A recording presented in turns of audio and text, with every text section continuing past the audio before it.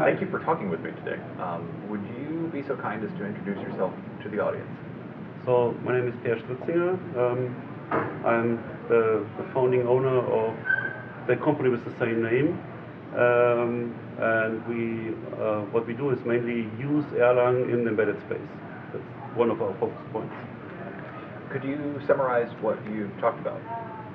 I talked about the GRiSP board and the GRiSP software, which is a way to run Erlang very close to the hardware, basically almost on the bare metal. So you have direct access to the hardware from Erlang, and that's actually what is driving this little guy over there, is actually the board on top of it. It's this board we built to get everybody started very quickly by, oh, it found you. It did. I'll set it back down.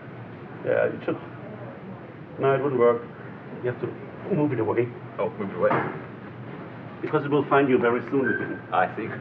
So it's in search mode now. Yeah. So it's driving this little robot I basically showed off as demo at the talk. Mm-hmm. Can you talk about the structure of Erlang on an embedded system? Is it running inside of a real-time operating system? Is it flashed directly to a chip? How does that work for people that aren't familiar with that? It's running not under a real-time, it's running with a real-time operating system. Mm-hmm. It's basically, I mean, the word now is unikernel, but the operating system with quotes is from the 80s, and they didn't invent the word unikernel back then, but it's a unikernel nowadays. So it's linked to the Erlang VM, mm-hmm. and then this complete image gets booted on the hardware. In this case, it's booted from SD card and put in RAM. Yeah. But you could also flash it in a chip. Yeah, and it's just a single board that anyone can purchase to robotics projects. You're basically selling this board to get, basically as a way to get started quickly with the software stack. Yeah, and it's called GRiSP. GRiSP. GRiSP, yes. Yeah, GRiSP. Pardon me. P. Yeah.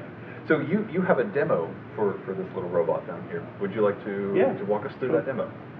So yeah, I mean, I just wrote, like before the interview, I wrote the escape mode. So I changed the source code now. I'm building it. What's it doing? It's still doing the old thing. Yeah. And now I'm using a shell function called netload, which basically loads the module on all the Erlang nodes it actually knows. So this would actually work on a whole fleet of robots. With just one line, and you just reprogram the whole fleet of robots. Yeah. And you don't have to write anything for this. It comes with Erlang. So now it's escape mode, I think. Yep. Oh, no, it didn't work very well. It escaped. It didn't see the wall coming. So you do use it for serious prototyping control systems? Basically, internally we use it for prototyping control systems because it's very convenient to have something you can build quickly and put on the table of the customer, who are often less software oriented, more mechanically oriented, and need to have some physical object you can put on the table and say, you can have this in a real product.